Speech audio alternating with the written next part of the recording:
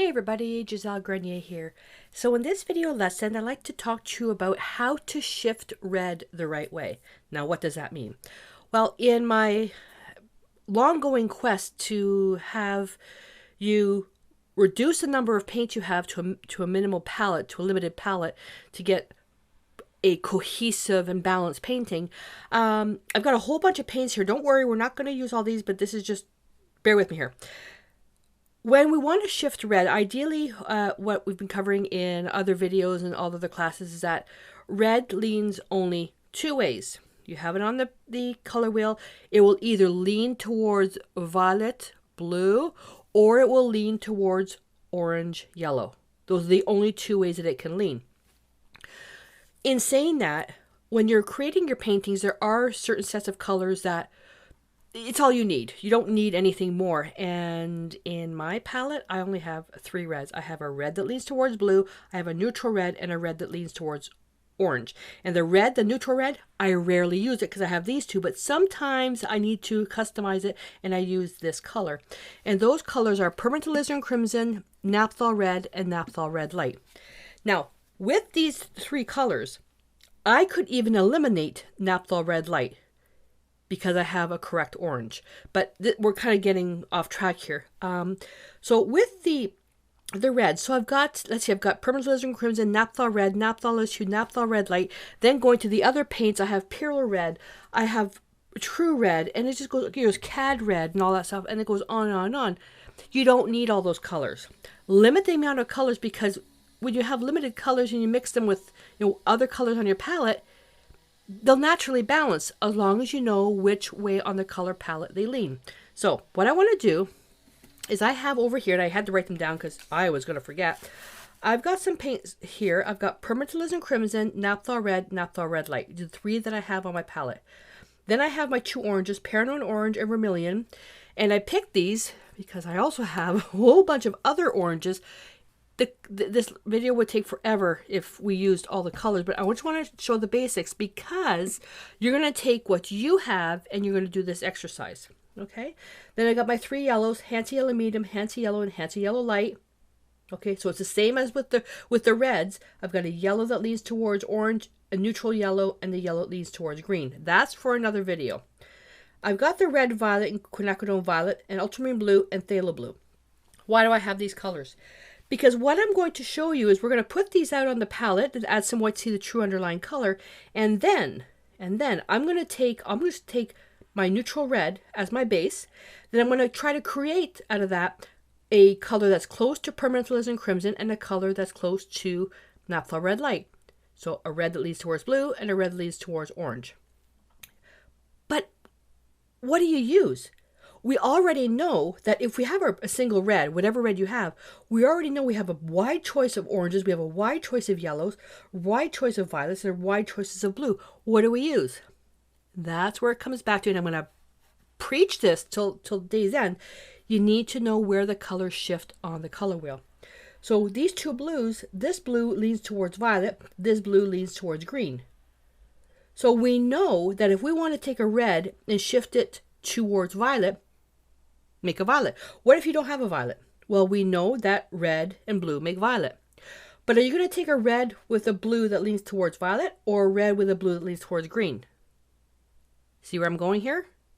So let's get down to our exercise. And first, I'm going to put the paints out here. And in case you didn't see any of the other videos, you can check them out. I'll just going to do this exercise. This is kind of boring, so you can skip ahead. So I'm just adding white so you can see the true underlying color. So that's definitely a red that leans towards violet. Oh, and I just got Alizarin Crimson on my phone. And then we have our Naphthol Red. This is basically a neutral red. Okay, a little bit of white. Now you may not have all these colors, and that's fine, but you got to do the exercises in order to see what you've got. I better move my phone. You got to do the exercises to see what you have in order to build your palette. and then we have Naphthol Red Light. If you have Naphthol Red Light and alizarin crimson at the absolute minimum, that's all you need. Those are the only reds you need. You don't need anything else. But if you have a neutral red, then you're golden. You can then, honestly, you can probably eliminate Naphthol Red Light. It's taken me years to build my palette to the right color, and all I have, depending on what I'm painting, my palette will be at around 11 colors, but I don't use all the 11 colors in the painting. All right, so those are so I'm going to write permanent alizarin crimson, Naphthol Red, and Naphthol Red Light. And your paints may be something different. Your paints may be Cad Red Light, and whatever. So, but just do your exercise. Now, we want to, so basically we're trying to match to these, and let's say we have a whole bunch of other colors. To keep the video short, I'm going to use Naphthol Red Light as my main color. So if I have Naphthol Red Light, if I have Naphthol Red Light, where am I going to do my mixing? I'll have to do it here. Naphthol Red Light here, and let's see, I want to shift it to violet. So if I want to shift it to violet, I'm going to take some ultramarine blue. And let's just go in here. And what do we get? That's really deep. Now, what do we always do when we have work with a really dark color? We want to see the true underlying color? Add some white.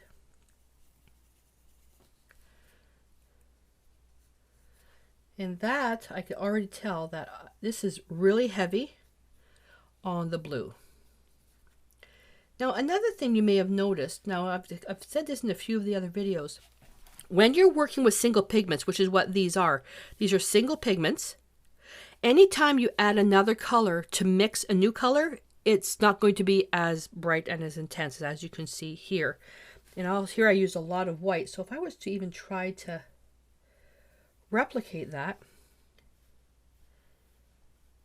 the values are getting lighter, but still kind of dull. Okay, now this is the kicker. If we were to take Naphthol Red and Phthalo Blue, and I'm going to use a speck of Phthalo Blue, and that's still too much. Here we go.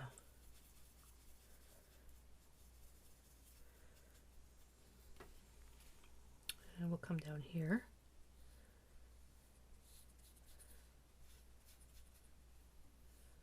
Now I'm going to take white. I just realized I probably should have put it over here.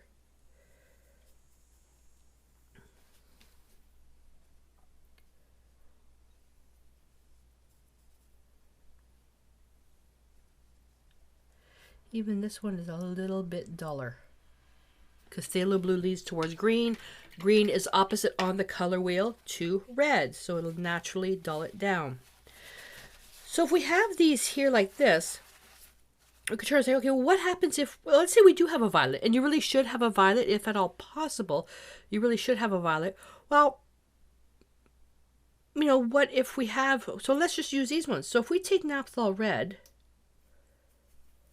so you already know that if you take your Naphthol Red and your ultramarine blue and your Phthalo Blue, you're going to get these.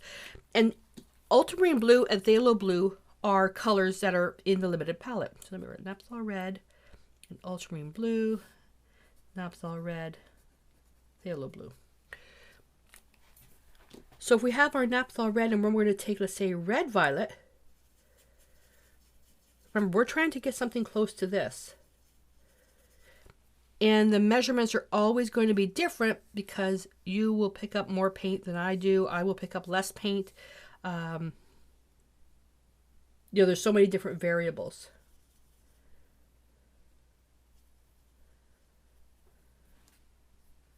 Ooh, that's nice. We always have to wait for it to dry first, though. That's actually not bad. I like that. So this is Naphthol Red and what? Red violet. Then we're going to Naphthol Red and quid violet. You see where I'm going? Let's do another one. Naphtha red and quinacridone violet. Now here's a pop quiz. What do you think could affect the colors? Not actually the actual pigments, but do you think that the opacity of a color would affect your mix? That's going to be your pop quiz for this. After you do your own exercises and post a picture of that, either go to the Facebook page or the community, which will be the description below, and post your answer there along with your chart. I need a bit more white in that one.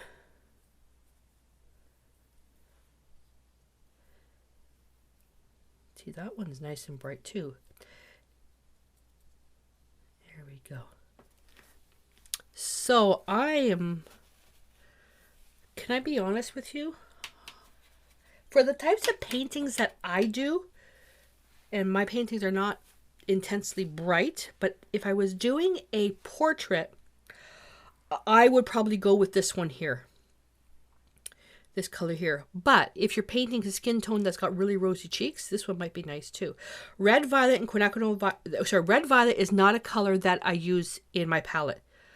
Quinacridone violet is, but only in a palette where I use the DecoArt, the fluid media acrylics, this brand here.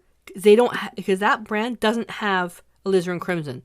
So I use quinacridone violet and quinacridone burnt orange, which is somewhere else. I use those two colors only with the media acrylics to make a alizarin crimson substitute. But you can, if you have the red and you've got ultramarine blue, that'll work as well. Okay, so we covered that off. Now, what if we want to make the red that shifts towards orange? This is where it gets complicated. Because we have so many oranges, like you saw, I have so many different oranges. So if you've got a whole bunch of craft paint, what are you going to do? Well, you can also use yellow. You can probably see them here. I have Indian yellow, yellow deep, Derelid yellow, Hansa yellow medium, Hansa yellow, and then over here, Hansa yellow light. No, I do not use all of these. In the yellows, I have Hansa yellow medium and Hansa yellow light. I have Hansa yellow just in case, but I rarely use it. These ones here, you can make something similar with using the reds, oranges, and your yellows. Okay, so you can make it. So let's take our Naphtha red light. So we're going to try to match towards that. So we're going to take our Naphtha red. I'm running out of room. Naphtha red. Now let's take our Peridone orange. I have to take a little bit more than that. Now these two are single pigments, but vermilion is not a single pigment. So if you're into painting portraits, or like my friend Sue who paints the most amazing little piggies, a red that leads towards orange is critical to your artwork, because especially with a red that leads towards orange, that's a key in painting skin tones, Caucasian skin tones. So that's one thing you will definitely have to learn how to work with. And it's usually with the Naphtha red light, it's usually not inexpensive, but it's one of the lower priced pigments. If you're going into the true cadmium colors, like cadmium red light, it's going to be a lot more money. Now look how close this is. I can add a little bit more white. Now don't think that it looks different than Naphtha red light. It's because I'm not adding enough white to try to match to that.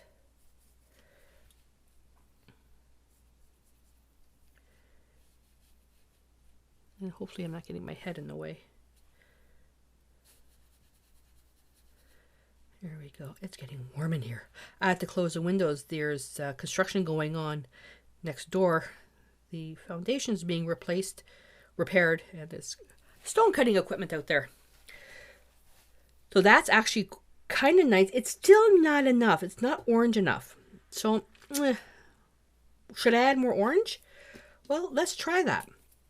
So do you remember what we say? And I'm going to go this plus Peridone orange. Remember what I say when we take a light color and add it to a dark color? Well, the Parano and orange seems to be getting swallowed up by the red. So I'm going to take orange, and you can't see what I'm doing. I'm going to take orange, and I'm going to add a speck of red. Okay, a little bit more than that. A little bit more than that. The red just seems to be very overpowering.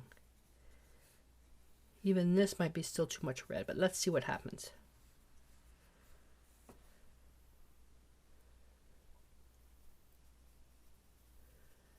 Now that's interesting. This is much more orange. So remember, you can't take the paints at face value. Once you add the white, that's when you're really going to see it. So a bit too much orange, so let's go right in to a bit more red and add it right in.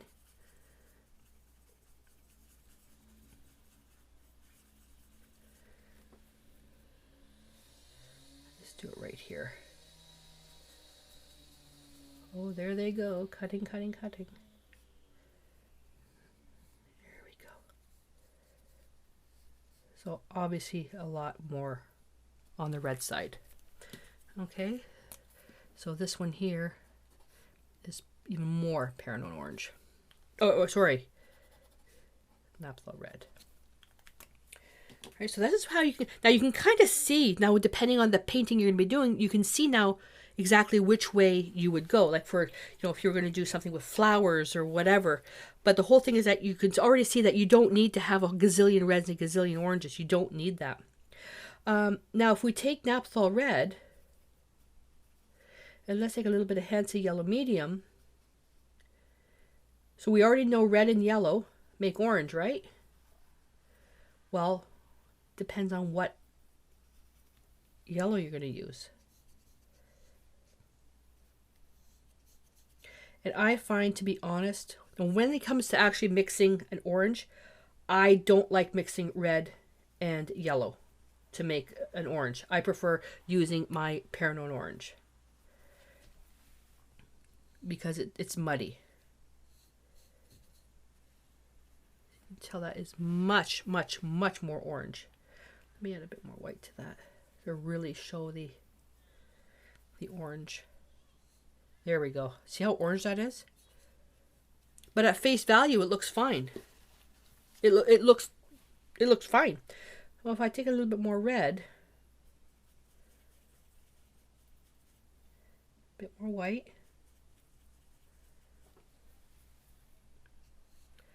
There we go. So just by shifting it just a little bit.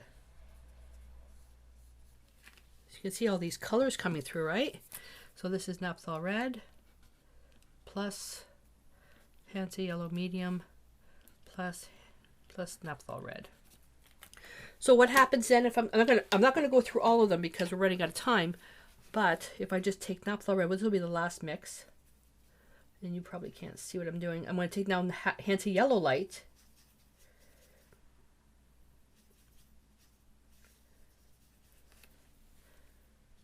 Do that over here. Again, at face value, it looks fine.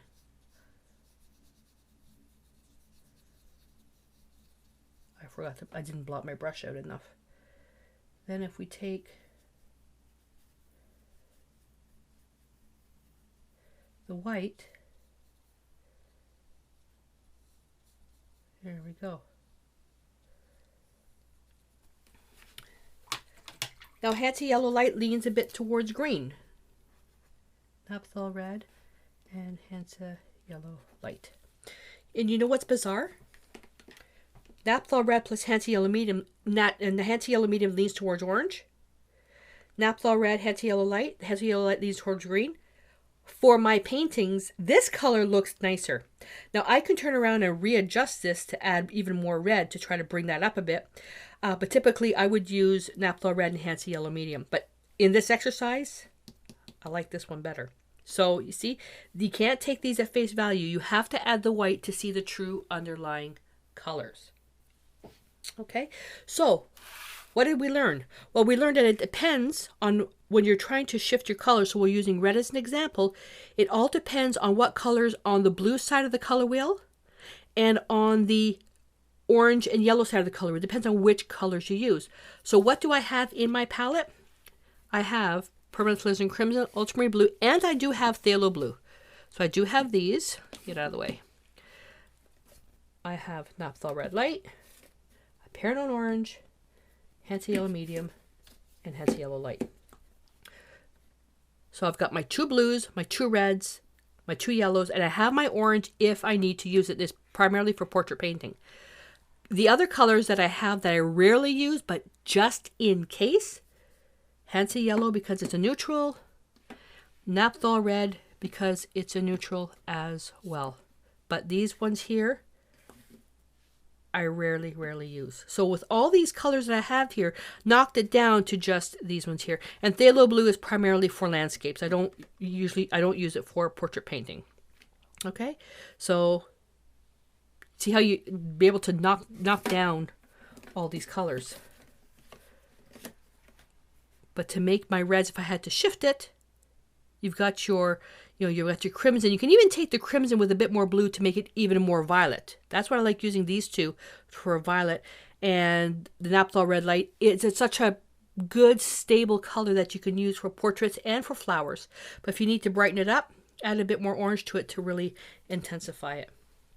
All right, so your homework assignment is going to be to take your reds that you have, whatever reds that you have, lay them out on a grid or paper or whatever, add white underneath to see your true underlying colors.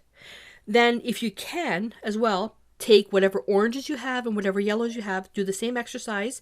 That way you can see the true underlying colors. And then try to come up with a red that leans towards blue and a red that leans towards orange by using a neutral red if you have it.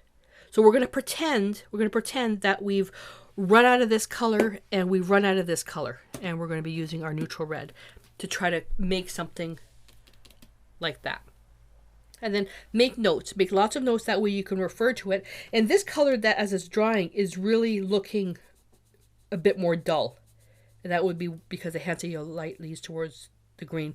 But I'm loving these ones here. I love these ones here, and even this one I really like. Alrighty, so I'm going to leave you with that. I hope that you enjoyed this lesson. So what to do is when you're done, take a picture of your chart and then either go to my Facebook page or go to the community. The links are in the description below. So post a picture there because you can't post pictures on YouTube. Post your pictures there, and as well, answer the question, do you think the transparency of a color would affect how your mixes turn out in the end? Alrighty, so looking forward to seeing your pictures, and until I see you in the next lesson, stay inspired.